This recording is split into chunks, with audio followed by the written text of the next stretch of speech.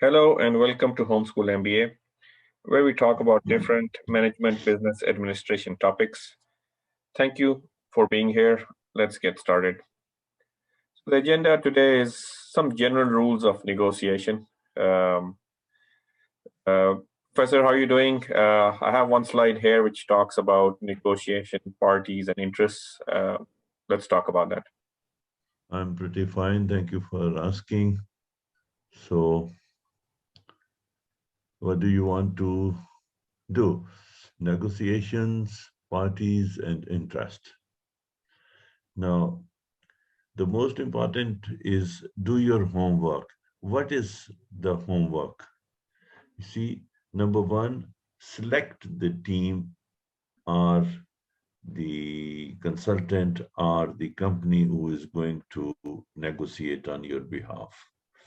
Explain your objectives, that what do you want to negotiate, and then give them the reasons and arguments for and against. So prepare your team to face the searching questions from the other party. So that's what the homework, one part of it is. Number two, carry out the research. What does the other party want? Understand their point of view, understand their problem, and try to understand what to what extent they'd be willing to give you and give you what. So that's what we refer, generally speaking, the homework. Excuse me. Understand other parties' expectations and bargaining strategy. Naturally, their bargaining strategies, whether they want to go for a win-win situation or they want to compete or things like that. So that you have to understand, and that you can always by looking at their demands, you can always expect that what kind of strategy that they are going to adopt, and exactly the same way prepare your team for your strategy, that what is your objective. You want to create a win-win situation or win and lose situation or lose-lose situation. So again, what we say, what do you want to gain? That is exactly, the team must know the minimum that you expect from the other party to give you, and prepare your team. What are you prepared to give or lose? So similarly, what you want to gain, it must be made very clear to the negotiating team, and what you want, what can you lose or give away, that they must be prepared. So that is what is part of the homework. And what is your minimum and maximum? Similarly, it relates to what can you give and what can you gain. So that's what it is on this. So, Professor, I had another slide in which, as we were discussing earlier, these are some general rules for negotiation. I wanted you to just, give me your opinion on some of these rules. Okay, yes, why not? Mm. Uh, Most important part is that do not raise another conflict out of this negotiation. That is, how can you do that? By being a good listener, by listening to, and things like that. And plus, do not raise your voice and do not become emotional. Control your emotions and be a good listener, and try to give logical answers rather than emotional answers. And there is always look for the common grounds on which you can first start negotiations and build the confidence, because confidence building movements are very important, what they are called CBMs, confidence building movements. So that is where it's very important. And then another basically American term, agree to disagree. So no, this you have to explain, because sometime when you disagree, the other party gets annoyed. So you should give them what do you mean by agree to disagree? It means that leave the doors open for further discussion, And that leads us to be flexible, not that in very one sitting or a certain period of time you come to a conclusion, you might have to extend the period of, then avoid biases. That means don't be preconceived. Do not preconceive the ideas that this will do, if we do this, they will do that. No, as they say, play by the ear, face the situation, and talk according to the situation, not with any thinking and things like that. And again, one of your this thing says that set clear objectives. That's right. The objectives must be, what do we mean by clear objectives? Maybe we mean smart objectives, that this which must be achievable, attainable, and not very difficult or not impossible. So those objectives which can be achieved, and they must be clearly defined and described to the negotiation team. And of course, there are communication skills which are very important in negotiations. But within communication skills, listening skills are more important than talking skills. So unless you listen to the other party, you do not understand their point of view. So you have to understand their point of view, build logical argument, and then answer. And as we say, that keep your doors always open for negotiation, because but coming to the situation, take it or leave it, is a kind of defeat. It's not good situation for both the parties. So keep your doors open. When you feel that the situation is going out of control, then take a break, and let's say we'll meet again. And in the meantime, the emotions will settle down. You'll be able to build some more logical arguments, and you'll be able to listen to the other party now in much cooler mood. So you might be able to come to a decision.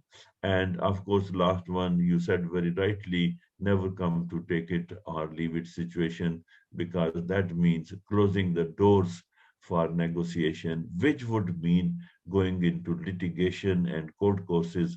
And that we have discussed earlier, they are not only very time consuming, but they are also very expensive, and the companies cannot afford. I think that's enough for this So, general Professor, remarks. I had some questions. So, one question I had is like, how should one develop, while we're going through a negotiation with a different individual or a company? How does one develop trust and rapport between, the other group? How do we get trustworthy with them so we have a better negotiation? What's your? Okay, okay. You see, uh, trust is very important, but trust can be developed only based upon past experience, number one. Number two, trust can be based upon facts that has been provided to you, or the facts that you are looking at.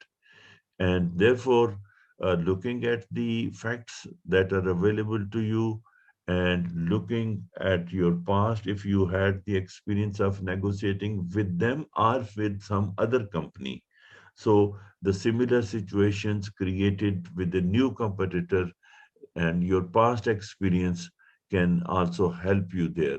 So, based upon these facts and past experience, you can create trust. There is no doubt about it. Plus, by opening, when you are giving your, opening talk or opening address to them, you always mention about it, that whatever we are going to discuss, certainly it is going to be in the benefits of both the companies or both the parties. Therefore, we will do our best to protect your interest and our interest. And let's see that how we do it. And let's do it with this objective, that we want to reach win and win situation that will create trust. Okay. Professor, another question I have is, how do you negotiate with somebody who's lying, who's not being honest with you? Well, as far as this is very tricky and very difficult question to answer. When you know that someone is lying, So it means that somebody is trying to make fool out of you. And my mentor said that when people try to make fool out of you, you become a fool in first stance and then see and enjoy their foolish approaches and their idiocracies. So don't let the, person or the party who are trying to make fool out of you, that you understand, you be a fool and then listen to them and let them talk out of, their foolishness, that what do they want, and firstly enjoy that and then build argument out of that. And now that you are you know that they are lying, so you compare it with your own facts, and then accordingly, without conveying to them that they are lying, give your own point of view, which should be based upon facts rather than lies. So that will sort out the situation. Okay. Yes. For the last question, I've noticed a lot of time when, in our jobs or roles, the person we are really negotiating with is not really the decision maker. So basically, you are negotiating, trying to get stuff done, but then that person has to really go back to their boss and get approvals and all that. How should one see that, or what should one do in that situation? Basically, you see, this is a management issue. No negotiator has the authority which you are looking forward, that somebody you are negotiating with should give you the final result, that okay, yes or no. The negotiators are only meant to prepare various alternatives for their companies. Hmm. Alternate one, alternate two, alternate three. And these alternates are alternatives that have to be decided by the top management, because it involves maybe it involves some financial gains or losses, and things like that.